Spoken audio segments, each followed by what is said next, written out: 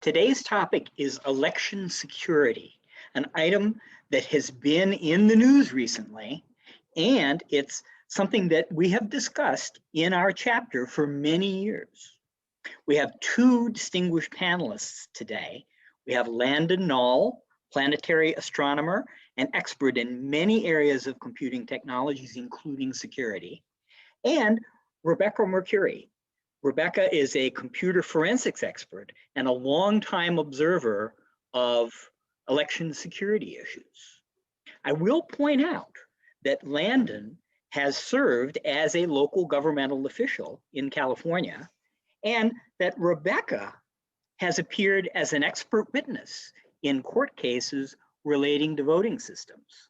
So some of their knowledge is about as firsthand as you're going to get. The structure of today's session is an informal panel session.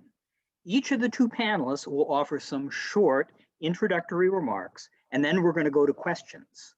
I have a few questions. The panelists may have some questions for each other, and we want to hear your questions. Keep the session flowing. I will ask you to submit your questions through the chat window on Zoom, right? And I'll be looking for interesting questions and relay them to the panelists, and I may combine some questions together if there's some overlap. We're also recording this discussion, but the panelists will have a right to ask me to delete certain things from the recording. Basically, this allows them to speak much more freely and not worry about, what they're going to look like on the internet later on. One more thing before we start. I have to give you a warning that elections are a subject that definitely has a partisan charge at the moment. And as a professional organization, ACM and IEEE Computer Society, we take no political stand except to promote fairness and democracy. In fact, I can assure you that some of our panelists some of their observations will contradict some of the partisan leaders on all sides.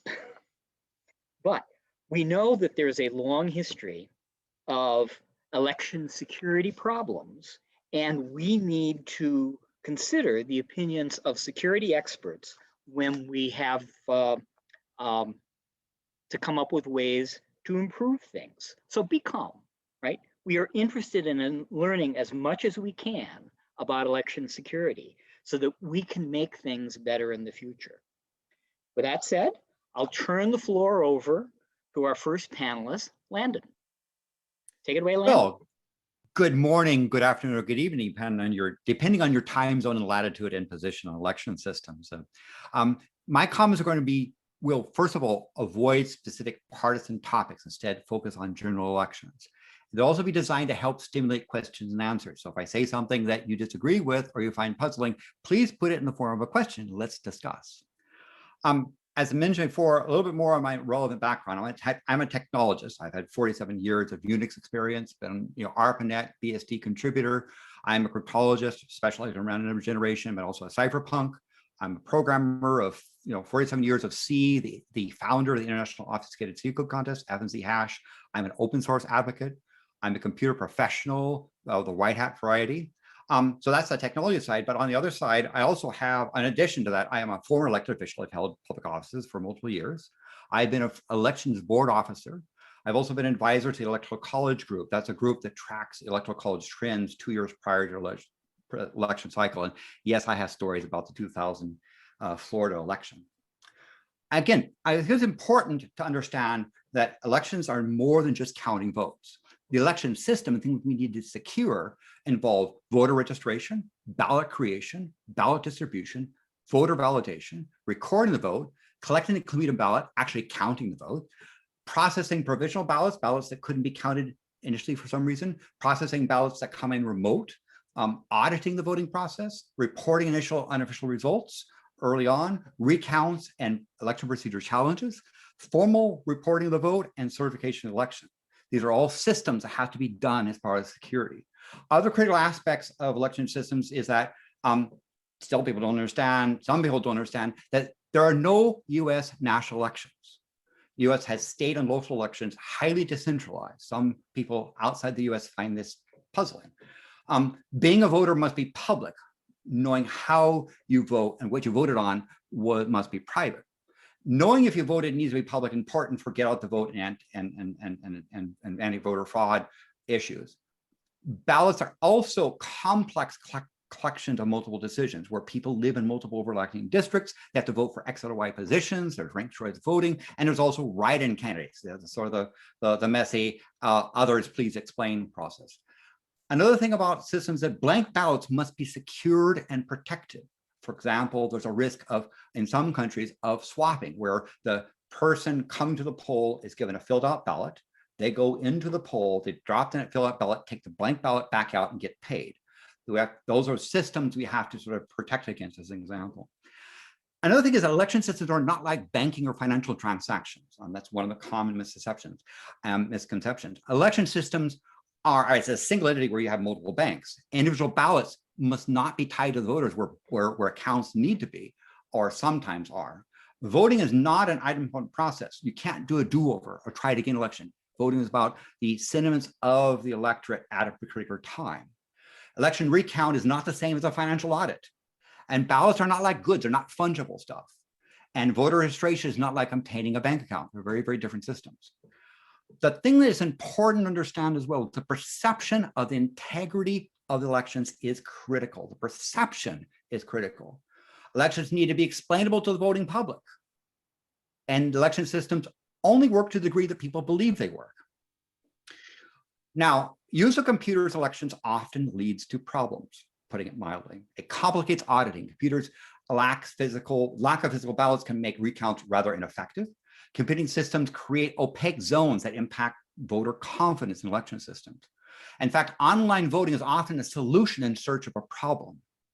Another thing is that blockchain is not the magic answer to elections. Blockchain is more often a naive answer to election issues. Another problem is that the software industry, and remember, I'm a person 47 years in that thing, is too immature to be fully trusted to voting systems. Just look at the EULAs that accompany most software. They say, well, don't sue us or breaks. Moreover, most programmers are unable to write code that works correctly the first time. Many software users have been taught by convicted monopolists such as Bill Gates and Microsoft folks that it's okay for systems to crash, and they tolerate that. We can't tolerate crashing for election systems.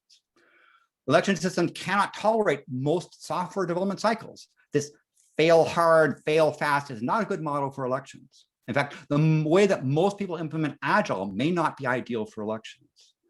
And also, open source is not the magic answer to integrity for elections.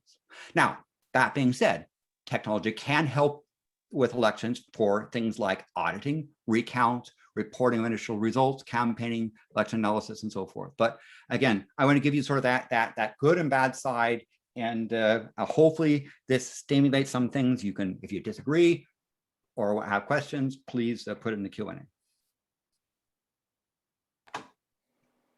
Okay, thanks, Landon. Let's turn it over to Rebecca. Rebecca? Okay, I'm here. So great. That was a great kickoff. I already disagree with a few things, so that's cool. So here's just a little bit of my background. Most of you here know me, but for those who don't, I've been looking at elections since the late 1980s and election technology in particular. And you know, had been writing papers, many of which were published in articles and risks columns, many of which were published in ACM, Communication of the ACM, some in the IEEE, one big one on voting on elections systems in the IEEE spectrum. So I have a lot of writings on the subject. You can find them pretty easily online. But what weirdly happened was that I was writing a dissertation. It wasn't weird that I was writing a dissertation, but it was weird that I defended the dissertation 11 days before the 2000 election. That's just how it happened. You know, you have to get into the schedule and the queue to get your defense heard. So, and then the election happened.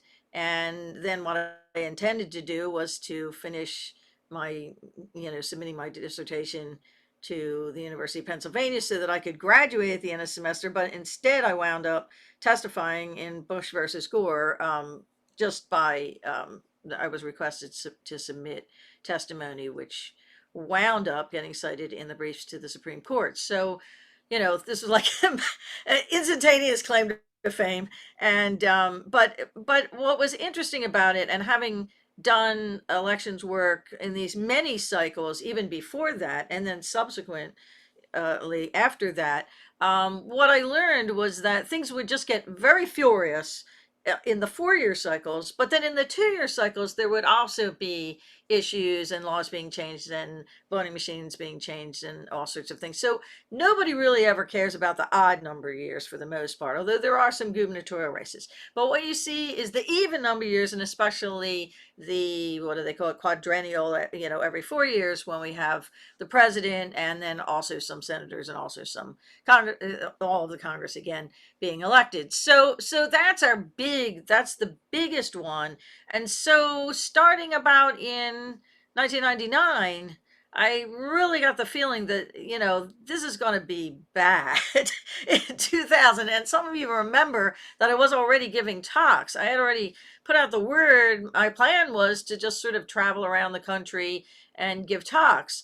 And I had already started giving them. I gave one for the Princeton MIT Club, and I was did a panel session for our ACM group, and so I was really had my ear to the ground and really trying to figure out what was going on, and then actually had a whole bunch of talks scheduled, which starting in March all went virtual. So everything changed, as we know. A year ago everything shifted, and it was all new paradigms. And so voting got swept up in that, because voting was all new paradigms, all of this preparation, everything for the 2000 election. People were like, well, what are we going to do, and how are we going to do it? Now, those of you who are in New Jersey, that if you're a registered voter, you just received a ballot in the mail in November. It just showed up. You didn't have to register for it or anything. I think they did that in the spring too, but the spring, a lot of New Jerseyans don't declare any party. So only in the primary do the people who have a party get a ballot. So it's very different. Every state is very different, but this onslaught of paper ballots really would not have been able to occur if there hadn't already in prior years been sort of a trend throughout the nation, actually, toward absentee balloting, not just, on a statewide basis, although Oregon was the first state and they started doing that. But many states were making it easier, like in New Jersey, you can register yourself as a permanent absentee voter. You don't have to have an excuse.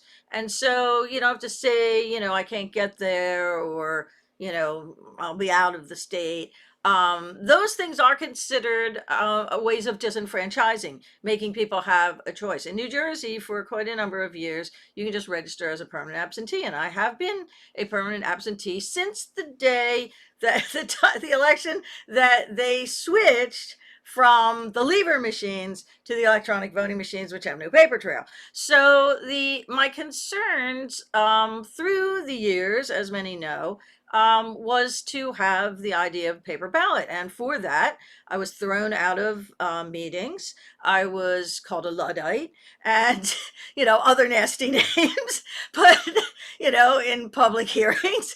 So, but what's interesting about that is that there was this groundswell, and it just kept going and going and going. And so people got more accustomed to the idea, and people even started talking about voter verified paper ballots. So the ability to have resilience, and resilience is a big word that we're talking about this year. You're seeing in cybersecurity, in everything with the healthcare systems and all of this. But the ability to have the resilience for the states to switch to having a massive absentee vote would not have necessarily been possible had it not been for the gearing up and the interest in the paper ballots that had been going on for the last couple of decades, largely due to people like myself, Peter Neumann, some of the others, verified voting, different organizations that were really pushing for the idea of a paper ballot. Now, most people were talking about a paper ballot that would spit out of a voting machine, but to me, a voter verified paper ballot is any paper ballot. It could be a paper ballot that gets scanned in, or it could be a paper ballot that, you know, is an absentee ballot. So the fact that there were now these companies geared up to do these paper ballots made the resilience possible. And that's what we're really looking at, is what are the resilience issues, and certain other issues. Now, I should tell you also that Peter Neumann and I have spent the last couple of months not arguing too much, but furiously working on a very lengthy article that is titled "The Risks of Election Believability," and then parentheses, or lack thereof.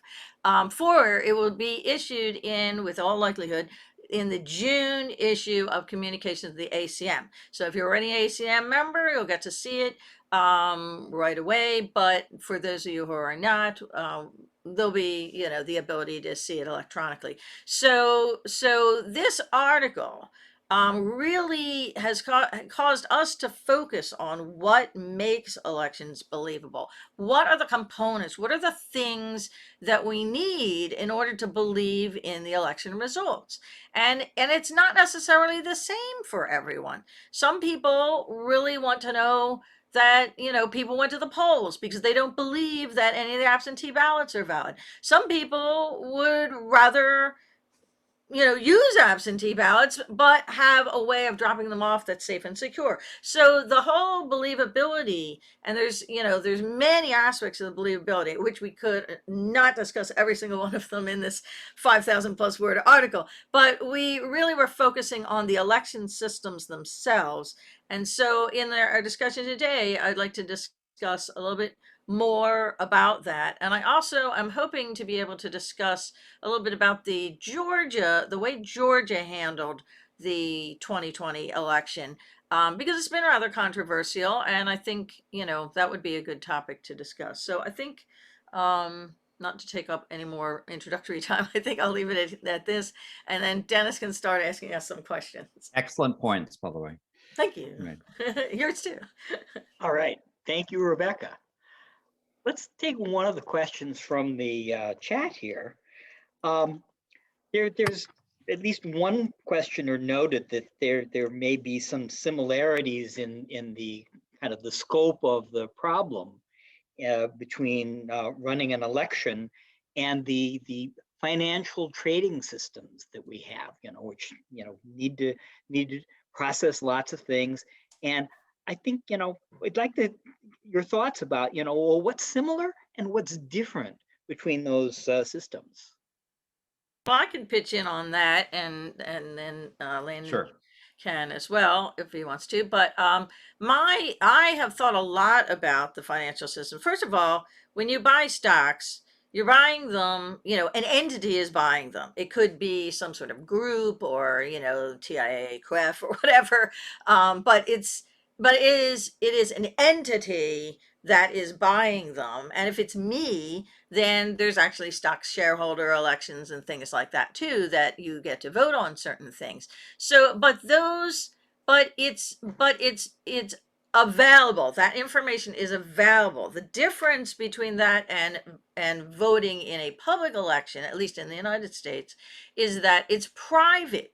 So in a stock shareholder election, they know that I had 100 shares, and that was the vote that I cast that vote, you know, because it's, you know, it's my vote. So they know who actually voted. And that actually, there was long ago, a Hewlett Packard issue where they had to call back, you know, like, you know, did people really vote these votes? There's all sorts of weird questions about coercion and stuff like that. But that's one of the main differences. And that was actually one of the main things that came out in my dissertation, was that it's not so much the act of doing the voting, but the fact that that in the United States, it is a private vote that causes problems with the security. Because in all secure systems, you really have to be able to have some traceability, who had access, who had access to the bank box, the safe at the bank, who had access to these things. And we're looking at that tracing. But with voting, we separate we separate the ballot from the identity of the person, at least in the United States. You don't do that in the UK. But and they can go back and question someone to see if they were coerced or whatever. But in the United States, that is part of the sanctity of the way we voted. Now, we didn't originally vote that way, and there are types of elections in the United States that are not that way. For example, the caucuses. The caucuses, everybody is in a room, and then they sort of move around, and then they decide who they're going to vote for, and then they cast their votes. So it's more of a public vote. There's no reason why we have to have the security of your identity. And maybe in this age where everybody's taking a picture of everything on their cell phone, maybe, and we know people are taking pictures of their voting machine. Oh, wow, it did something weird, and sort of reporting that problems happen. So maybe we don't need that sanctity as much, but people are worried about coercion. They're worried about vote selling and things like that. But maybe it's also a red herring, sort of like, the dead people voting. Maybe there's not that much of that going on. I don't really know. But back in the day, originally, in the United States, people made voice votes. So it was not there. We did not always have private voting. And I'm ambivalent as to whether we still need it or whether it even still exists because of the fact that we can take pictures of everything all the time now. Let's see what Landon thinks. So, and again, I think that the financial systems have a very different purpose than election systems, and also in the markets you have competing markets, whereas you have one election system allegedly. And another thing is that the notion of things like financial audits, the purpose of the financial audit and trying to establish the books is very different than trying to determine the reported outcome or the proper certification of the election.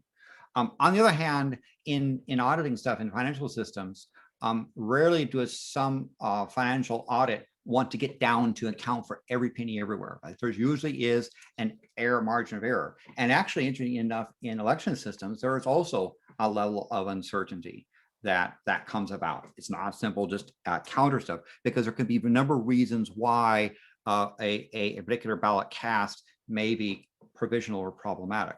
So there are some differences and some similarities, but the anonymity that we use today is something that certainly complicates something that in financial transactions are there. And I know there are pseudonymous transactions that can be done as well, but they tend to be trying to solve different problems.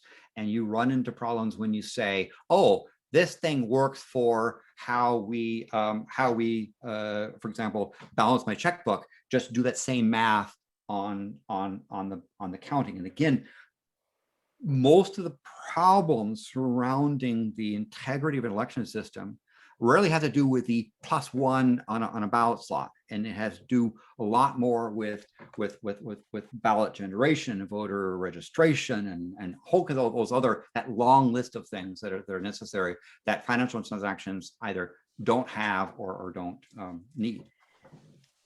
Okay, thanks, Landon. There's a number of questions that are coming in right now about mail-in ballots, absentee ballots, and at least one person said, they're quoting somebody saying that absentee ballots are low-hanging fruit for voter fraud. Others are saying, hey, paper ballots are good. They should, should they be considered the gold standard of ballot integrity? There are at least a couple of questions about, well, shouldn't mail-in ballots have better security marking to make sure that the votes that are coming in aren't fraudulent? And I know that this is something that you brought up, Rebecca, in the paper that you and Peter are working on. Just talk a little bit about the voting process using paper ballots that are sent in the mail or dropped off in drop boxes, and where you see some of the security risks. Well, one thing that's so ridiculous to me about all these people arguing about, that these paper ballots that are being sent in the mail are insecure is the fact that they do nothing to actually secure them. I mean, Yes. it's, you can buy 10,000 business checks for like $40 that have like 20 different types on every single one of those 10,000 checks. There are all sorts of security things, like if they're heat sensitive, you can make a little icon go Yeah. away, you're going to hold it up, I mean, you get these checks, I'm sure, occasionally people still get checks, but when you see the checks, they have holograms, they got all sorts of stuff. If you voted by paper ballot, what was it? It was a sort of stiffer piece of paper, at least in New Jersey. It had red and white characters on it. Maybe a barcode thing for the scanner, but it wasn't a barcode of your vote. But this is ridiculous. I mean, this is not secure at all, and there's no tracing of them. You don't want them to have serial numbers, because then again, people could record that, and then somebody else could say, okay, well, we can see how they voted or whatever. But you don't want that. You don't want that level of traceability if we're going to still go with anonymous. But you could at least make them minimally secure so people aren't just grinding them out on their photocopier. So And here may be something where they can learn from financial institutions about how to make a piece of paper have a higher degree of believability and integrity checks.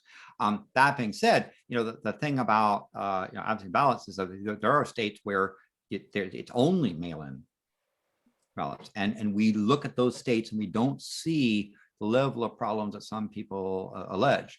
And there are countries where it's highly distributed. I mean, you look at something like Canada, that has a larger geographic area, their ability to conduct an election and to count the votes and to have a good idea about where Parliament stands is relatively fast. And it's something that the US seems to be incapable of reaching. Now, there's some reasons why you might not be able to do it as fast as Canada, but US should, in fact, try to achieve election systems that have integrity, that are understandable, that are rapid, because delay creates doubt.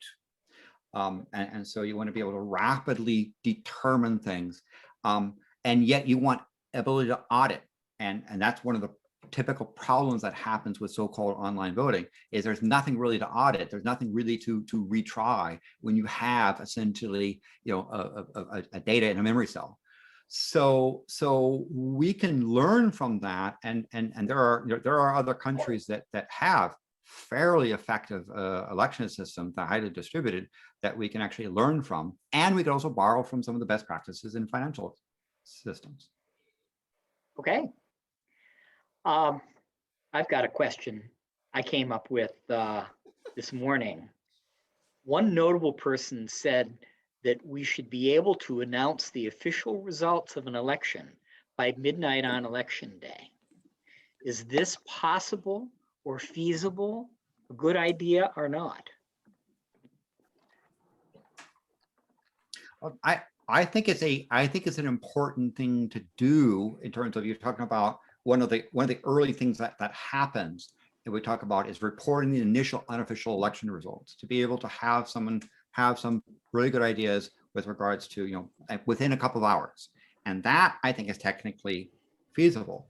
The problem with the US system is, unlike, let's say, in Canada, where there are federal standards that are provincial standards, the US has highly centralized. In fact, in some states, it's not even the state that sets the standard, it's local election districts each do something different. And so rolling this up becomes quite problematic. Moreover, what's one of the problems for improving the efficiency of election system and the precision of election system and the RAS speed are elected officials. In particular, and one thing I learned, because I got, is that for the vast majority of elected officials get nervous when you start talking about changing election system. And the reason is that elected officials, the system worked for them. They got elected. And to muck with that could either endanger their ability to stay elected or make it more expensive to run a campaign, or they be more accountable, sort of thing. So one of there's really big barriers to reform and improvement on even ability to announce elections early on. And they come from the fact that we don't have a national election system. We have elected officials that don't want to change the system that happen to work for them, and a number of other technical problems that we seem to be there. For those countries that are looking how to run an election, don't look at the US as a shining example. Our errors are, okay, they may not be as bad as let's say Zimbabwe, but we could do better than a couple of the magnitude. We could improve things. We don't have to be, so you say, well, we're not that bad is not saying anything. Well, when you say midnight, well, where is midnight? I mean, is it in Hawaii? And so, when is it midnight? It's not midnight in the entire United States at any one moment in time. So that's one problem. The other problem, there's many problems about that, is that one of the things that also came up in the past election were laws relating to pre-processing the ballots. Now, you certainly don't want to start counting the ballots before the election has actually concluded. So if it's like 8 p.m. in Pennsylvania, you should not be starting to count even the absentee ballots necessarily. But some states were saying that you couldn't even separate their ballot envelopes. So there's preparing them and getting them ready to be counted, and then there's the actual counting of them, which should be sort of synchronistically occurring if at all possible. But if you do it early on,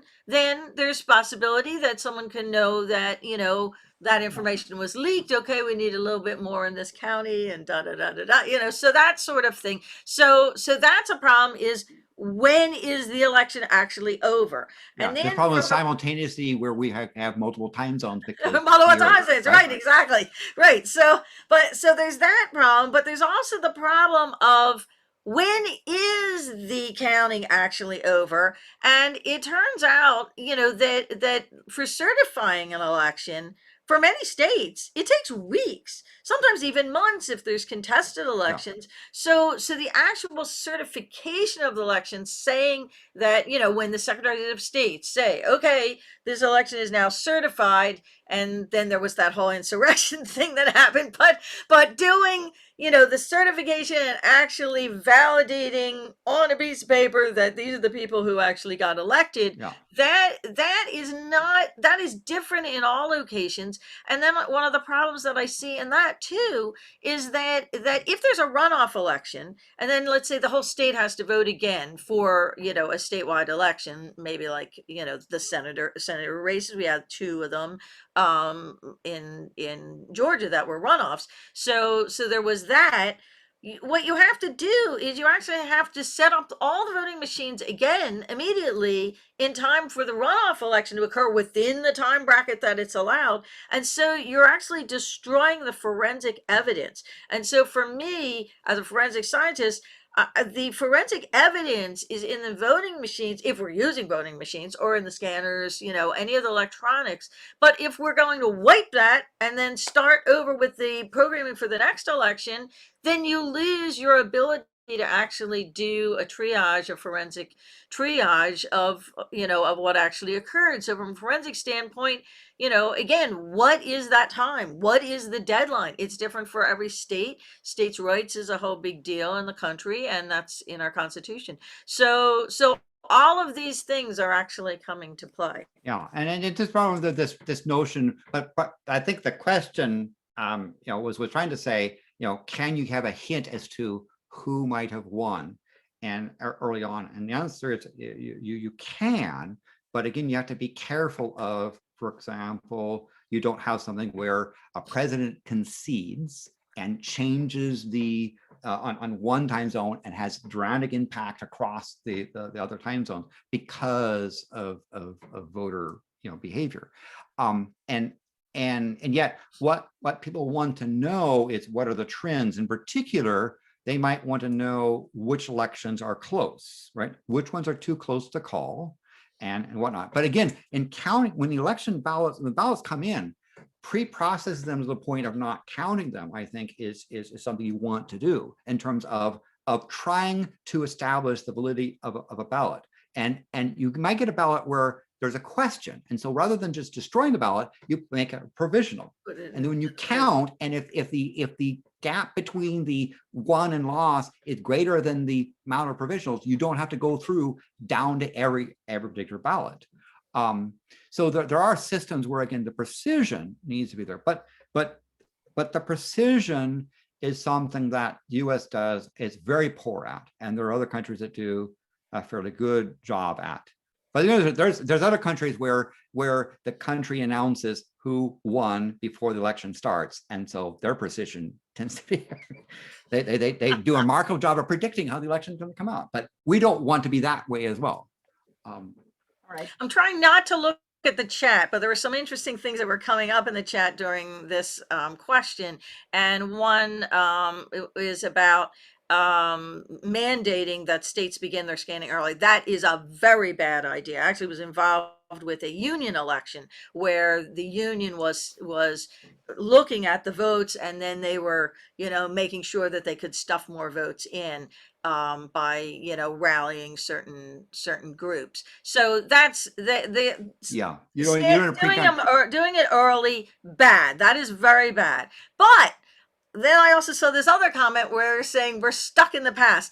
Well, actually, we're stuck in the past in some ways, but in some ways, we are in the future. We all have these amazing cell phones that we're just carrying around with us, and they come in handy if the police pull you over or happen to shoot somebody. So we can use these to be conducting actually in precinct counts if we believe that precinct voting is something that we want to do, which not everybody is necessarily in agreement with. But we could do, if we wanted to continue with precinct voting, for computer scientists, you should know what a bin sort is, where you just go, A, B, C, D, E, and you just do them in the bins. You can make 2 passes through, one to sort into the bins and one to count each of the things in the bins, although you could count simultaneously as they're going into the bins, but it's nice to do a double check to make sure that you put them in the bins correctly. And it's very easy, and it's within, minutes. It doesn't take very long. You can do that for your 1 out of n races. For your m out of n races, it's a little bit harder. You have to do multiple passes, but it's still very, very easy. But the point is that you're videoing this. It's a public thing, and in the UK, vote counting is done publicly. They don't have multiple races on the ballot like we do here in the United States, which also complicates things. So the idea of having doing a precinct vote, having it public, having people being able to see it in real time, we could just have these Zoom windows of all the precincts in our county, and we can just switch in between and see what's going on. I mean, that's the modern. That's the way that we could add the modern. But what I think people think of as the way of doing the modern is having barcodes and scanning and and cryptography and all this other stuff. I think that obfuscates the process. It makes it even harder to validate that is correct. So anyway, because it's back to the perception of integrity of the system, and to say, well, I've got some cryptographic QR code thingy there with magic crypto sauce doesn't help the perception of somebody who is neither a cryptographer nor a computational specialist, right? You need to have something that allows there. And other thing is to understand the intent of a voting system is to try to gauge at a particular time the sentiment of the eligible voter, right? Which is one of the reasons why you can't sit there and say, oh, we had to screw up, let's have another election and let's try to do a do-over, right? Because now you have a different system. So and again, there are election systems that make kind of complex in terms of ranked choice voting and other systems. Understand from mathematically, no system, there exists no voting system for which you cannot have a distorted outcome or unexpected outcome, right? The notion of like electoral college has claimed benefits, but has this distortion of winners losing, losers winning. Any kind of election system like ranked choice voting, go to something like Australia and ask about something called a preference whisperer. And you will see in ranked choice voting, which has, I like the system, it has a number of because I can express my nuance of how I want to do, not just yes, no, but even that has flaws. And so understand whatever election system you come up with mathematically, it can produce a result which is counter to the measured intent of the voters. And in this notion but this notion of, well, you just count it this way and everything's perfect. I mean, when I was in parliamentary system, I, as a security researcher, I was looking at all these flaws that were just glaring there, and it was difficult to get the elected officials and my fellow elected officials to fix them.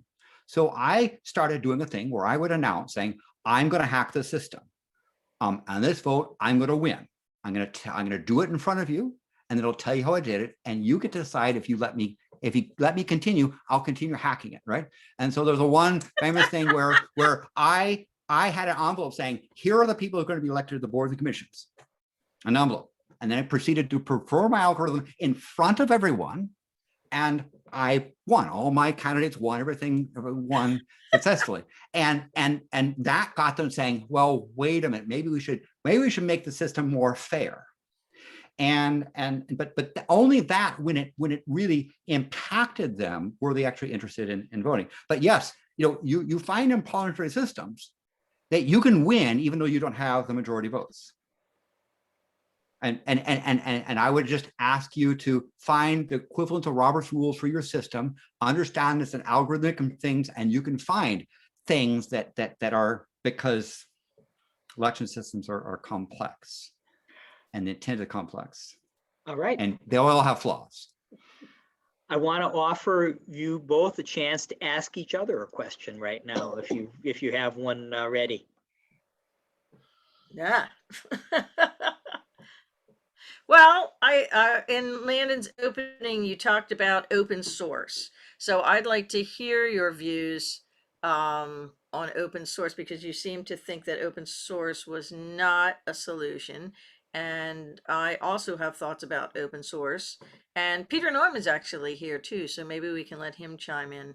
I guess open source. I mean, my comment, so thank you, Rebecca, about open source, was that some people sort of sit there and say, the answer to pick your least favorite proprietary voting machine vendor and say, we all make it open source, everything becomes everything magically works, right?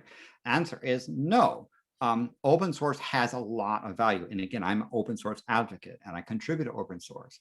But just because your election system is open source, your software is open source, does not mean you solve all the election systems. Now, would I, given a choice between a proprietary voting machine and open source voting machine, I'll pick the open source voting machine if I have to pick the two.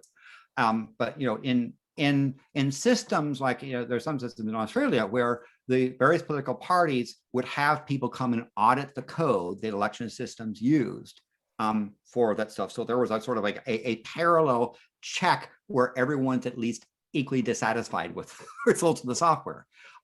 But to say, oh, if we just make it open source, then no one can cheat. Again, if you talk about, let's say cheating is in, I can distort the system so the outcome is not a true representation of the will of the people, right?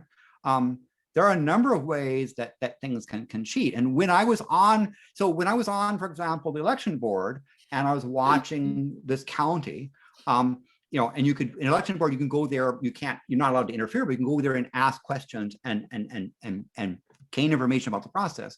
I determined that there was a process by which they didn't understand it between in-band communication and out-of-band communication. That out-of-band communication could do things like reset the precinct or clear the vote count.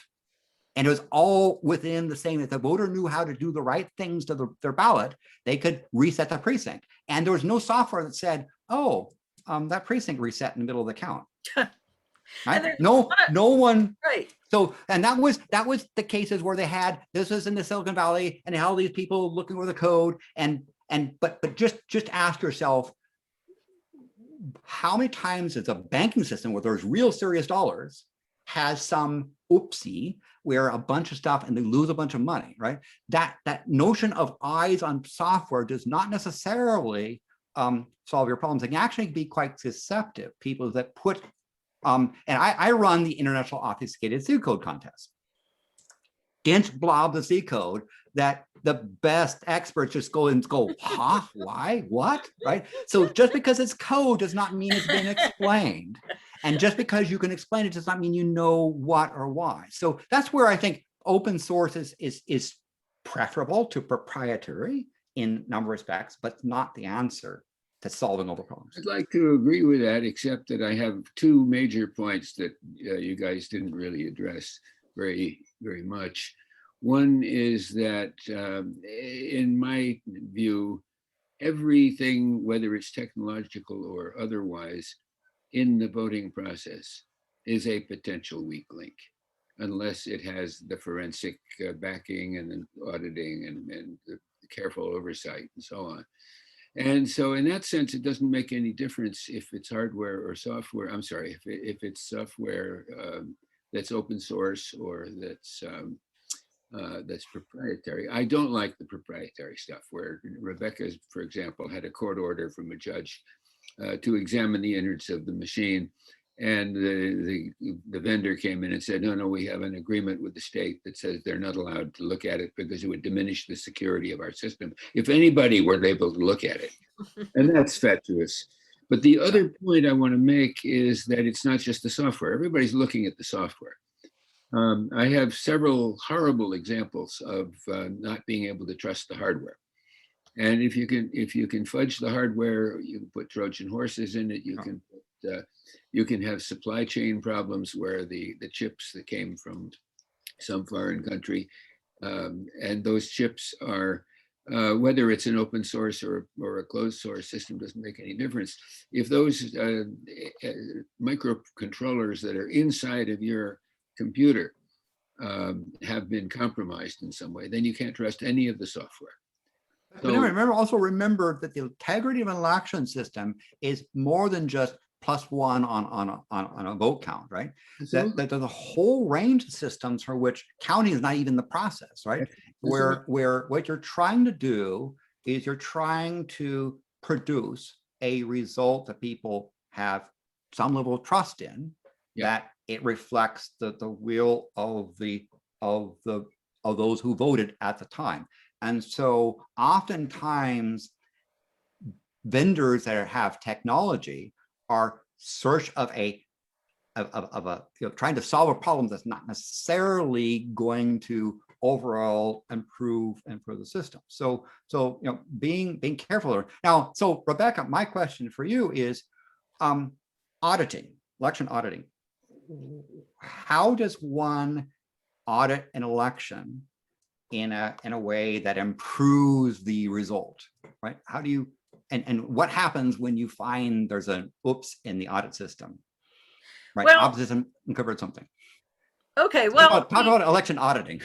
Well, okay, so but just let me just make one comment about what Peter was saying. Peter's been working on chipsets that could potentially be used in voting, but there's been this whole thought about COTS, and this came up in the IEEE voting standards group, and as well even in the new voting system standards, where COTS, there's this belief that commercial off-the-shelf products are safer because they're commercial off the shelf, but they're no safer than anything else. So that's baloney. So I just wanted to just throw that out there. But okay, so getting back to auditing. Okay, well, I don't like the idea of auditing because every vote is supposed to count. You don't just, throw them down the stairs and then pick out, a few of them at random.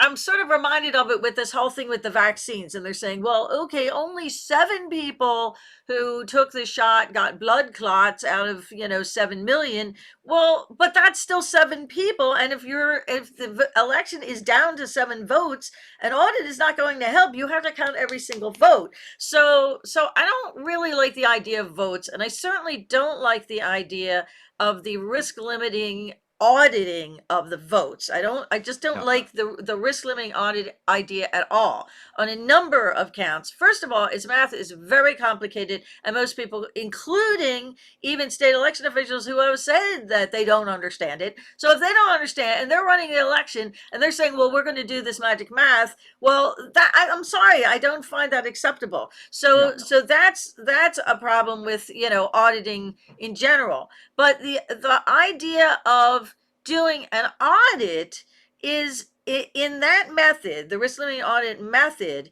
is that you're really doing a recount limiting audit. So in Georgia, what they wound up doing was, because the election was so close in of course, those 3 elections that they were dealing with, it was so close that they decided we were just going to just hand count all of the ballots, and they wound up doing it 3 times because they had, you know, they felt the need to do it repetitively to make sure that they came up with the exact same totals. Even then, someone was making phone calls and trying to say, can you find me another 800 votes? But, you know, that's, you know, the thing that the audit is not going to pick up is if the voting systems are actually rigged from the get-go. And I do wonder about this, is that and even a recount is not going to pick this up. If you and your party or your group, you know, has control of the voting systems, and you're actually able to, and you know that you've preloaded, or you're going to do some swapperoo in there of votes at some point in the election, and then these, you know, it's going to do whatever to the totals. If they're printed ballot printouts, then it might even change those, that there's going to be some swapperoo. And then the number of votes that came in really overwhelmed the swapperoo that you had already instigated. Then you're going to be really upset about it. And I just wonder, the only reason why Georgia was able to do this was because they had the risk limiting audit. They were going to implement the risk limiting audit for the 2000 November election. But because it was so close, there was a line, sort of a sentence in their legislation that allowed them to do a full recount. Otherwise, it would have been illegal. So they would not have been able to count 100% of the votes. And that is true in some states where their legislation on how you do the audit or counting or recounting or whatever, it does not allow you to do 100% count. And in fact, in some states, Florida among them and Michigan, you're not allowed to do a hand recount at all. It has to just go through the computer again and then just recount. So what is the meaning of an audit? And this is what worries me. I mean, I'm not saying that every state should be the same, but we do have the Election Assistance Commission, who has just released a new VVSG voluntary voting system guidelines. We don't have standards for voting in the United States because it's only voluntary, and they're only guidelines because we can't, in the federal government, tell the states what to do in their elections. So since we can't tell them how to do their audit, we can't tell them how to do their voting. What does it really mean? And so all of this is at play, and we have to try to figure out a way to deal with, to address all of these issues if we're going to have a believable result at the end of the day. There shouldn't be someone saying, well, can't you find me another 850 votes? That's just preposterous. But what has not come out in the news is, why did the person think that there could have been 850 extra votes, or however many they were looking for? And see, that's what I worry about. What I worry about is that there are other things, other insidious things going on, and we don't have a way to check the voting systems. Then those insidious things are still at play. They're just and excellent points, Rebecca, you made. You know, that notion of somebody saying, can you find these votes for me, is an example of why you don't want to pre-count. Because if you pre-count, then, you know, for the recount, they kind of know, so they know what they're trying to fudge to do. And you're right, auditing systems, if you somehow magically had an auditing system which said 30% of your votes are garbage, then what do you do? Right? So Then be what do you careful do? what Now you the whole measure. election is unbelievable. It's just Yeah, what be is careful what you measure because you're likely to get it. right? Now, what you Exactly. can do with sampling is to learn lessons to improve for the next election, but audits don't necessarily fix the problem in the current system, right? And that's a problem. And you mentioned in terms of Florida, when I was involved with the Electoral College group in trying to understand why we did not call the Florida election on electors, the election of the electors of Florida in 2000 correctly. We identified, for example, a voting district where there was a slot count error, where what happened was the name and the count, because people were punching cards and punching holes, and hole 3 meant this candidate hole, that the names got off by 1 error. And when this was realized, the election systems, in order to try to prove the quote integrity, said just don't recount, just report what you did. And so when the audit found there was a significant problem, and there were several thousand votes that were more than the contested area of the state of Florida, just in this one area alone. So what did the state of Florida do? So you might say we audited them afterwards and said, you have an issue here. But so what did they do 4 years later?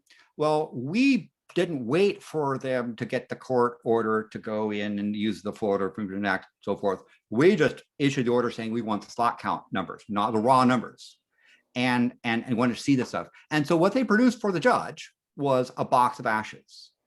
Their process, where they learned, was we'll count the votes and we'll burn them, but we'll preserve the ashes. So we have preserved the material, and here it is. You just have to sort of know, right? They actually burn the thing.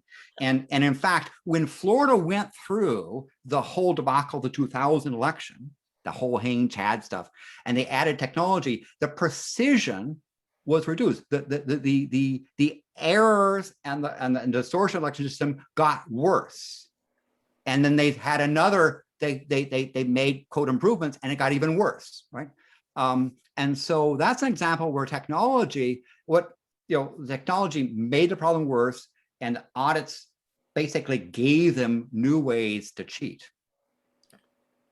right? And there were 4 years where I don't think you could put much integrity into the Florida election system. But understand as well, because things are decentralized, usually it's rare that there's some person at the top, some puppet that's causing all this stuff to happen on down ballot. Usually when there's a distortion of election, it's because the local county alderman, the school board member, the sheriff wants that area to be fixed, right? They want to push things forward, and so it's usually local distortions that they're in. By distortion, I'm talking about voters attempt to express their preference, and what actually gets certified, and the errors in between that process is there. And those processes, those errors, some of those errors are really not something you can solve with just pure cryptographic technology, sadly. Again, you can't trust the cryptography, you can't trust the hardware. And if you can't trust the election officials and the administrators and the guys who come in at the last minute and say, we've got to upgrade the software. So I don't actually trust hardware, right? And in my other career as a computational number theorist, I deal with calculations that far exceed the mean time of error.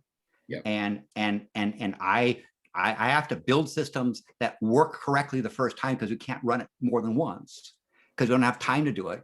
And yet we have all this hardware error. So you have to build in systems that are, and when we work on planetary probes, we can't sit there and say, oh, we got a hardware bug, let's go and do a firmware fix and bring the probe back, right? So this is where I'm talking about the software industry is not mature enough on the whole. You, the person who's listening to it, may be the one exception to it, but on the whole, the software system and the hardware systems are there, and hardware is actually, the reliability, I think, is might have gotten worse. I don't have data, but I would not be surprised if hardware is less reliable today than it was 20, 30 years ago. Yep, that's probably true. There was a paper in '96 on the x86 thing. There was a monster flaw in the hardware. that was, would. But let's put this, one of my security works is to discover a process by which to discover hardware flaws. And I can confidently state that Intel has never produced a system, a processor, for which a series of non-privileged instructions can't allow you to compromise the integrity of the system. Okay, I've got to go. There's no Intel processor that's there, but that's not what Intel tries to do. The core competency isn't correctness of computing. Yeah. It's in cost-effective processors. Yeah. Let me point out that we are actually formally proving the correctness of the instruction set architecture for some of our new hardware, which is something nobody's ever done before. I would love to go in and have at it hardware and find the flaws. I think there are enough questions in the chat group that you can go on for another hour, but I've got to leave. So thank you for letting me be a part Thanks, of it. Peter. Thanks for coming. Bye. Okay, thanks, Peter. One of my I should mention one of my backgrounds was that I encountered a provably secure system that was being used by a certain part of the government, for which I accidentally triggered a flaw that had been proven to not be there. So, and then one of my concerns about any of these open things is that someone discovers a flaw. They discover it maybe months earlier, but then they wait to reveal it until like the day before the election or the day of the election. Or if the election doesn't go the way they want, they reveal it afterwards. Then they reveal it after the election. Exactly. So exactly. So that's the problem with the openness, is that you can't fix it if, and that will happen. There's no doubt in my mind, if there is going to be a flaw, it's, people are just going to keep it to themselves until they need to reveal it. So yeah. What you want to do is be able to see the major anomalies, so that perhaps the next time you do a different election, you can not make the same gross level of mistakes as before, maybe improve. Other thing about anomalies, sometimes some of the anomalies are a matter that, let's say you've had a paper ballot and it was put in backwards, right? And so it was the ballot was rejected. Some of the anomalies you can repair. And in many cases in states, anomaly rate may be of ballots recorded, 0.3, 0.4% of the ballots had some anomaly that they have to do again. And by the time you do it again, retry it, stick it in the right way, or whatever the problem was, you reduce the anomalies by an order of magnitude. But there are some states where the anomaly rates are like 9%. And then they go and improve it, and they get to be 11%. Remember thing about the fact that 1 out of every 9 ballots has something where they have to do something to get it so they can count it correctly, right? Being whatever. So the U.S. is not a very shining beacon of how to run elections, and it's not very efficient. Now, that being said, there are countries where the elections are very efficient and they know the outcome even before they run the election, right? We're not talking about that kind of a system. Dennis, give us another question. I'm ready with another question. Throw And us I have a question that's related not to casting or counting ballots, but I have a question about handling the registration and check-in of the voters. One question that came in the chat here was about whether the electronic poll books are a good system. And his county is switching over. I think it's Union County is going to be using an electronic poll book system.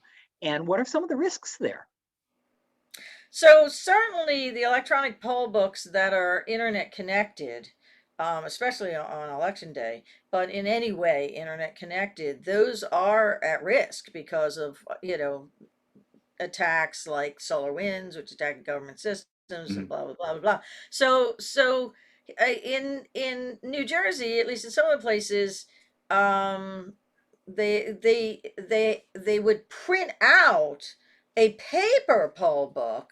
And so if you were there, if you were doing precinct voting, they would print out one for that election, and then you would sign your name, right there on the thing. The problem about all of these is that as a person gets older, their name actually changes, the way they Yes. sign. We all see that in our own scribblings. And I had worked as a poll worker for many years. And, one of the great things about being a poll worker is the people in the people they're your neighbors. I mean, you know them, and especially if you've been a poll worker for a long time, you know the people who are coming in. And so the way it used to be, you would actually see their original signature and all the signatures that they did in the subsequent years. And those were all collected. So you could actually see the person's handwriting sort of starting to change. And You then, could then they have a stroke and Right, then it exactly. changes And then radically. you see that, you can see that. And the interesting thing about that is you have that whole record, and it allows the poll worker to actually notice that and see that transition. Now, these electronic poll books are devoid of all that information. They still have the information. They keep the information.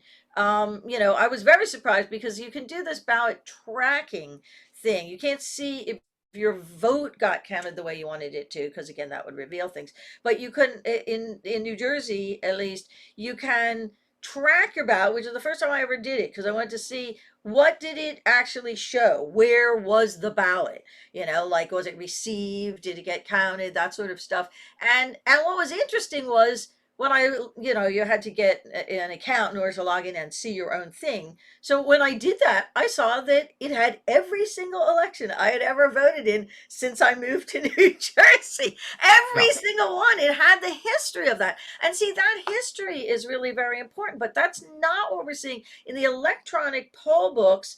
It's just, whatever happens to be in there. But the other scariest part about the electronic poll books is that in some states, I believe Maryland had these, I don't know, what states are still using these, but many of the states that use them, once it validates that person can be a voter, they take this little card, and it's just like a ATM card. You put it in and the chip gets programmed, and then you take that over to a voting machine, and then you insert it in there. Well, we already have proven multiple times over that transferring something from a poll book to a voting machine, you can corrupt a voting machine that way. Yes. So there's, and you can do this daisy chaining and all of this stuff. But apparently the vendors don't really want to listen to any of these demonstrations that we've done and shown all of this. So I'm worried about the electronic poll books on a whole host of things, but especially the fact that they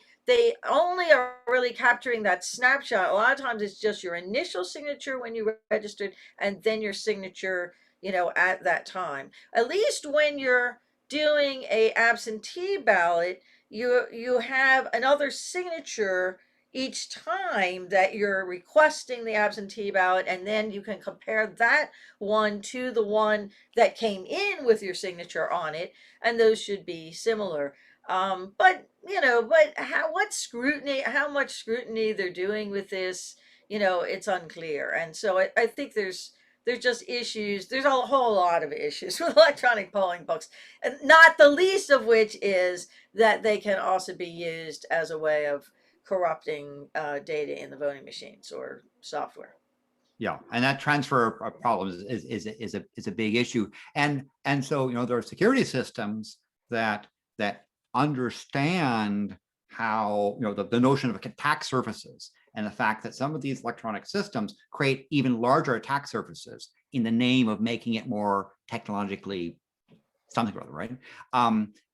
And the best you could probably do is to say, well, this electronic version is merely a cache that's unofficial, that allows you to do an approximate set so long as you don't believe it. But here again, if you have some electronic system where it's got errors in it and to do the real thing, that it comes out, then people cry foul saying, well, this candidate was winning and then they counted the election and this candidate won, right? That's a problem that some of these systems have. And we've seen some real big problems with e-polling books. September 2006 and November 2006 is an example of some things there. I won't mention the names, but just look up what happened in Maryland and what happened in Denver, Colorado as examples of how that technological solution generated problems rather than fix things. All right. Thanks, Landon.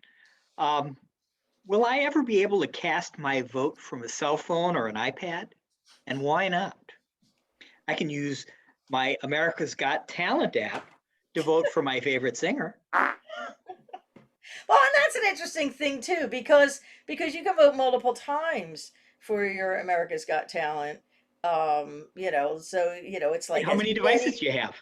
Right, exactly. So, just keep hitting enter or whatever. But we don't vote that way. And again, it also has to do with our privacy situation. So, not only is the internet and all that stuff not secure, but the privacy, because when you're doing that, and the coercion, if we believe that the coercion is an issue. So you can't have both. If you think that coercion is a problem, then you can't be voting on your cell phone. If you think Yeah. that coercion is not a problem, then you should have a way of being able to track your ballot so that you can see that somebody didn't vote, for you or change your vote. So, it's you have to choose what pill you want to take.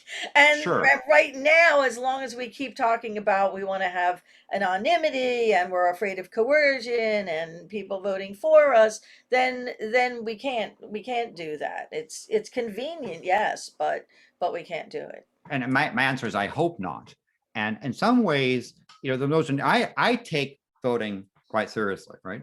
And for me, I'm one of those people that I study the ballot.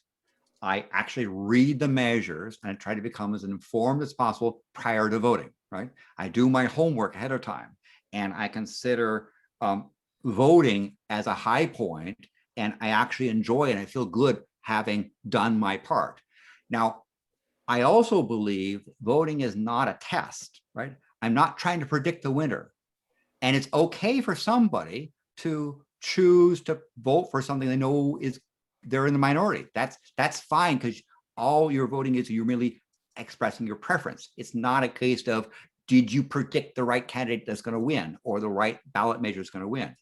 And in some cases, when you look at the ballot, if you don't understand the question, don't answer, right? If there's a thing and you have no idea what it is, perhaps it's better that you don't vote rather than just pick something at random. And the notion of compulsory voting is a problem. We look at in Australia, they have ranked choice and compulsory voting typically, and if you don't vote, you get a fine. Essentially, when you file your taxes, you have to prove you voted, and if you don't, you get a fine. It's how they make people. So people go to the polls for the purpose of getting the piece of paper that allows them to pay slightly less tax. Does that improve the election system? Probably not. You have people who do what they call a donkey vote, where they'll just if a ranked choice block where you have in by end stuff, they just go down to diagonal and just say done, right? Because some people just spoil a ballot and so they got to say, hey, we're going to check your ballot to make sure it checks on sane. And then at that point, they said, okay, you want me to force me to vote? I'm just going to go diagonal down each box. And so then people started doing what? They tried trying to get the names of the candidates up high on the list. It goes on and on down the line. So the notion of trying to improve access to voting it can be a problem. If someone really does not want to take the time to vote or study something, are they the best at voting? I don't know. That's a public policy question. But we should at least try to make it easy. And if it's a matter of saying, I can't get to wherever the system is to cast my ballot, and by mail or however the thing is, if you can't be bothered by that and you got to use some sort of a cell phone device thing to do it, maybe voting is not that important, and maybe you're not the best person to cast votes. But again, that's a public policy issue. I think that voting, it does have a sort of, something that you do that is special about it, especially your first vote. Like, we remember our Yes. first certain things. I won't get into which ones, Yes. but we do tend to remember our firsts of certain things. And I would suspect that most people can remember when they cast their first ballot. That's a big deal. That's sort of your coming of age type of thing. So there's more to voting than just that. But I do agree with you about that.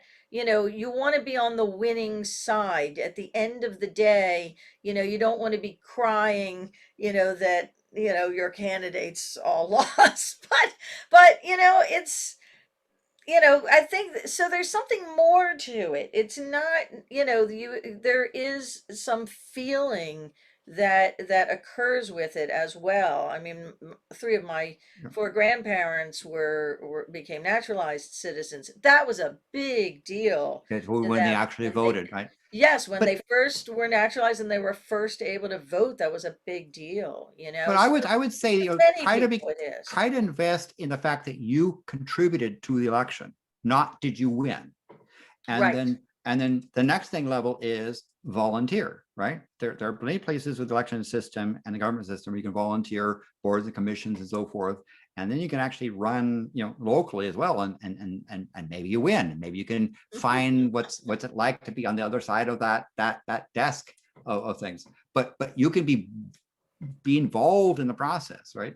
And contribute. And if nothing else, just take voting seriously, take the time to do it and try to cast and express yourself. And it's okay to express yourself in a way that's contrary to the large group, because the purpose of the election system is not to pick the winner, it's to understand the will of those who voted. And that's where the disenfranchisement becomes a real issue. I mean, look at this. What are we up to now? 47 states have tried to enact new disenfranchisement laws. I mean, this is ridiculous. I mean, know, I think it was like so great that the most people ever voted in the United States, but we're still, tens of percentages below. I think it was like what, 65% of the electorate voted, and that's still low, compared to other countries. But still, that was a big deal, and now we want to try to pull that back. We want to make it harder to vote. We don't want people to have a water bottle when Let me they're ask voting. I mean, come on, this is ridiculous. This is just crazy. So Let me ask a question that's related to that then. Let me ask about dead voters, right? One of the problems with mail voting, as opposed to voting at the polls in person, is that, you could have somebody who's died, but they get mailed a ballot, right? And there are documented cases where the spouse or relative says, the son or daughter says, "Oh, I know how they would have voted," and mail for them, right? But there are people that die after when they cast a vote and when guessing the their votes are vote, counted, sure, right? exactly. And it's sort of part of life there. In my previous county where the state used to live, you could put your you could turn in your ballot like 30 days in advance. One of the things I learned as an elected official is where the actual ballots go from the precincts to the spot. And so my thing always was I filled out my ballot myself and went straight to the bin where all the stuff goes into, and at least can bypass all those chain of custody problems. That being said, if you cast a ballot and then you die, was that, and then the election has held, is that wrong? No, because the election system measures at the time. There's a polls closed and there's a measurement at that time. And not everyone in election votes at the same time, right? Even when you have only polls, there's a time of day when they open and close with stop time out of the way, where it says, so going on having a ballot being produced well ahead of time, or someone who is serving the military overseas and might die between the time that they issue the ballot and when it gets counted, right? That is part of the process, right? So this notion of, can dead people do? Well, people die every day, and some percentage will die between when they cast a ballot and when the ballot is processed, and that's part of life. And there have even been candidates who died between the time they were listed on the ballot and the election, and they died. So and understand, the ballot generation, right? When the ballot has been created and an election is established, they can't come back through and say to everyone, "Okay, go and take your ballot and change this name to that name because this person died and this person ran their place." No, that's not how it works, right? Right. The ballots, when they're printed, when the election is established, that comes set in stone, and the candidate dies, or worse, the candidate becomes ineligible to serve office because they've done something naughty, or whatever, the election has to go through that process. You have to continue going forward. And so having dead candidates, or candidates that decide they don't want to run and they're already on the ballot. And I'm like you too. I actually like, I do this permanent absentee, but I always like to go physically in to the county where I actually, or it used to be the township, but then they changed it to the county for this election with the COVID, to physically drop it off, and they actually stamp it with the time, the envelope with the Yeah. time. But that was really much more difficult with COVID because, Yes. first of all, it was hard to find where they had moved it to. They weren't making it very obvious. They did have those big, gigantic mailboxes that you could drop them off in. Uh, But I mean, so there are options. There are options of ways that you could drop them off. But I must say a humorous aside, because I used to work as a poll worker in Lawrence Township in my home precinct, which happened to be in an area that had very large nursing home facility. And there was so basically during a dole time of the day, like around 2 in the afternoon, there would be a big van that would pull up, like a school bus or whatever, that would pull up with people who were able to vote in person, who were being brought there by the nursing home, and they would come out single file, and they'd be all waiting in line. So I remember this very delightful old gentleman who comes up to the front, and he signs in for himself, and then he hands me this handwritten note, and it's from his wife. And she said that she couldn't make it, but she was wondering if he could cast her vote for him, for her, at the polls. And we had to regrettably tell him that no, you're not allowed to do that. But it was so Yes. sweet. And, again, if they had gotten an absentee ballot, it could have been prepared. So Yeah. there's, I think that it's, people don't really understand the humanity of it. And I think it really is a human, aspect to this whole situation of voting. And in humanity and stuff, my name Landon. I'm named after Alf Landon, who ran against Wow. Roosevelt. Wow. The governor of Kansas ran against there, and he and I struck up a conversation, correspondence, because not many people it was named after him. And the thing that was there, but he ran against Roosevelt at a time when it was almost considered unpatriotic to run against Roosevelt, right? And his thing was, I wanted to mount a serious campaign to attempt to defeat Roosevelt for the purpose of, in Europe, there were political groups, fascists, who were just like, the election had already been won even before they held it, type of thing. He wanted to show competitive sort of thing. But as I say, so when I used to go into a polling place in Silicon Valley to do it, there was an election museum, and they had on there a sample ballot from that time, where he was on the candidate. That was back when you actually had entered electors. You see the electors for Alf Landon for the state of California, you had to vote. It was a fairly complex system, because when you see something and it says candidate so and so, you're actually saying, I want to vote for the slate that candidate so and so hopefully filed correctly with the state of elections, right? That's what you're really doing. But back then, it used to be these long ballots where you'd had to check off all of the electors that for that set. For systems. So elections are there, and when every time election I would have a phone call or so forth, where when Mondale got clobbered, Alf Landon was relieved that his record of having the greatest electoral landslide still remains the same. He was actually quite proud of that. All right. One last question before we wrap up here. If you had a chance to talk to the chief election official in your state, which part of the election process would you tell that official to improve first? voter registration, ballot preparation, casting votes in advance, casting votes on election day, or counting votes and certification. Read that list again. Yes, that's an interesting list. Voter registration, ballot preparation, casting votes in advance, casting votes on election day, and then counting votes and certification. Which part of the election system do you think you would tell these people this needs the most help?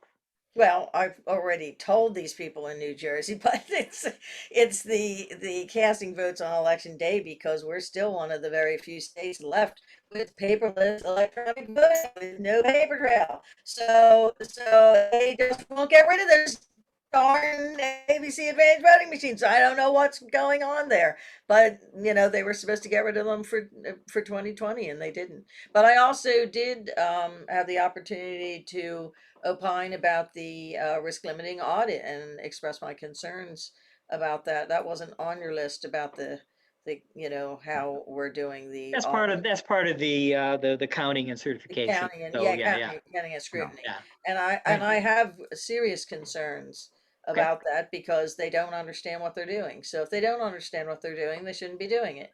So Election Yes. day voting and counting and certification. yeah, counting and Yeah, certification. yeah. So I would say so the first thing that grabbed to mind is the registration, because one of the problems is that with election systems that somebody who doesn't register to vote, or is blocked from being able to register, or the registration is lost or destroyed, that's not a ballot you can recount, right? That's outside, that's an error outside of the actual counting system. So registration is quite critical. And with registration, it's the whole process of establishing voter rolls and doing proper cleaning of the voting rolls and trying to do it in a fair fashion and all this sort of thing. That's a complex set of things that I think they would want to improve on. The ballot preparation and the chain of custody and so forth is another system where we've talked about having techniques that are from the financial industry about how you have believable paper or paper that improves the reliability, and how you prepare those ballots, how you distribute those ballots is a system also there. Because while you could have good systems to try to properly count as accurately as possible the ballots cast, I am concerned about the ballots that were unable to be cast.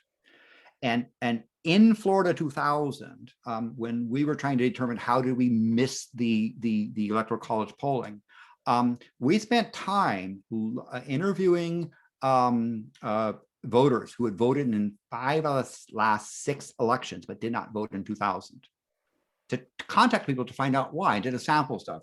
And we'd actually sample of 70,000 people in Florida for that thing to find out. And many times the stories we got were intimidation. That someone who had a track record of voting over time came to 2000 and were intimidated. And how were they intimidated? Well, one lady said, you understand that when the deputy sheriff stops your car and says, if you are a felon or improperly voting, you're going to be in trouble. You turn your car around and you don't vote, right? And then you looked at the demographics of those 70,000 people we interviewed, and you found that there was a particular minority that was overwhelmingly represented. But if you looked at, you said, okay, so African Americans in Florida were disproportionately of those people that tried to vote and were blocked that time. And then you looked at the partisan nature of the stuff, and you found that Democratic counties and Republican counties did it equally as bad. Why? Because the systems are often distorted at the local level.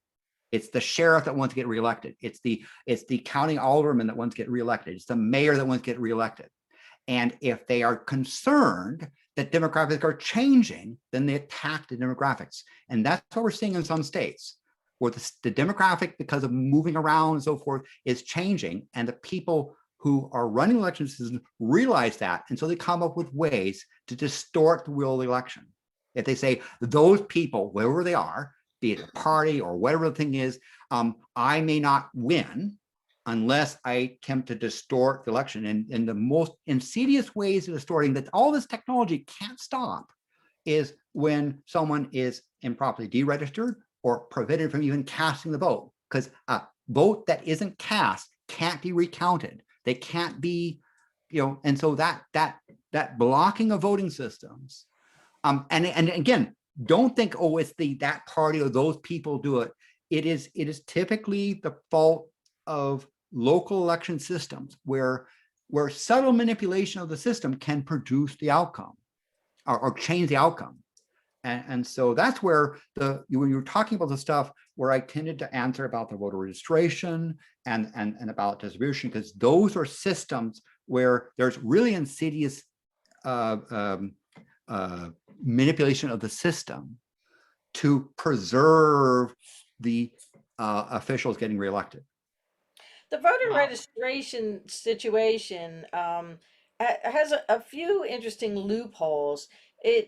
Before all of this rampant computerization, it used to be the case that you would, if you moved, then they would catch that and then they would void your registration. Like if you moved to a different county or even moved within the same county, you still have to re-register. And they now with the motor voter, which came in with the Help America Vote Act, so that actually has caught a lot of that moving stuff. So that's less. There's less people voting for the person who used to live at your house or whatever. So there's less of that now, and there's also less of the dead people voting now too, because the will, not the wills, the probate and the death certificates, the necessity of the death certificates, and all of that has been computerized too. And actually, sadly, a friend of mine, her husband had died, and we were wondering, was she going to get his ballot? Was it going to show up? Of course, she wasn't voting, but we also wondered about, would she get the stimulus funding? She didn't get either for him. So that is now being caught with a lot of computerization. But what's And that's not improving. That's really right, great that's for improving. improving. But that's improving in your locality and within your state, but not if you go to another state. So if you move to another state and get a no driver's license over there, when I came to New Jersey, I had to relinquish my Pennsylvania driver's license. But some states, they don't care. You can actually have dual driving permits. So it's so again, because of the states' rights, it's those between the states rather than the intro versus the Yeah. inter. So those issues still exist in voting as well as in a variety of Yeah. other situations as well. Okay, thank you. I could, if I just sort of in conclusions for the ACM, for the audience, there is a role technologists can play in improving election systems, and particularly those that are security minded, that have a distrust of just the control systems, to look at where the weak points are to try to improve those things. But I would also suggest that take a look at and study election systems outside the US, because there are some best practices that we could emulate as well. It's never going to be perfect, and no system is going to magic. There's no magic bullet. Just like you program in a certain language, you'll never make an error, right? I had an argument with Nicholas Wirth that you could make bad programming on syntax error. No, technology it oftentimes contributes to the problem. But as technologists, we can look at systems, look at attack services, and try to improve the results so that the next election system is there. And studying other systems that are placed, good and bad, is also can help on our system, because it's fundamentally a fundamental thing about our society that you want to be sure that the systems are properly expressing the will of the people, and in the best way we can. And if we're wrapping up, I'd like to also ramp on that idea of what we as technologists, and especially computer scientists, what are we doing and what can we do? And Peter and I get into that a lot in our article. But just as a preview, we know that there's been these hackathons and, going to the DEF CON and now having the voting village where you go in and hack voting machines and we can do it in 7 minutes or even less, Yeah. and that's great. I mean, I think it's really important to demonstrate that there are problems with them. But there's other, and they are reporting those to the vendors too, and some of the vendors aren't even correcting those flaws. They're tracking that as well. So there's an importance to that too. But there's also an importance to being honest about it as well. And there was a letter written that was signed by 59 computer scientists. It came out a week and a half or so after the election, where the computer scientists who had not examined the voting machines, because none of the voting machines were available for examination because they were still impounded because of the election. So if we're going to say that we think the election was great, as CISA did, they were mirroring what CISA, the security agency, they came out very quickly with, we believe that there were no problems in the election. Well, you don't really know, do you? You didn't even know that you were hacked by the Yes. SolarWinds attack. So it's like, Yeah. excuse me. So if we're computer scientists and we want to point out flaws, then don't be so rushing to say, oh, everything was great. Maybe because it came out the way we wanted it. No, we can't. We have to At say, best you could, because at best you might say is, well, our approximation of the error, it was less than the margin of victory for some if you entity. even know that at that point in time, what I Even think if you can is discriminate the that and do computer that. scientists should just keep their mouths shut. And Yes. the other problem about this was some of these same computer scientists who signed that letter saying the election was okay had actually submitted testimony in Georgia saying that the voting machines were crap back in the summer after the primary. So wait a second. So anyway, you can read more of the details and footnotes about that in my article with Peter. But seriously, as computer scientists and as technologists, if we're building voting machines, we have to be honest with ourselves and we have to be honest with each other, not just oh yeah, this is great, or oh, it's really crap. It's let's all get the dialogue going and sit together and really work on it together.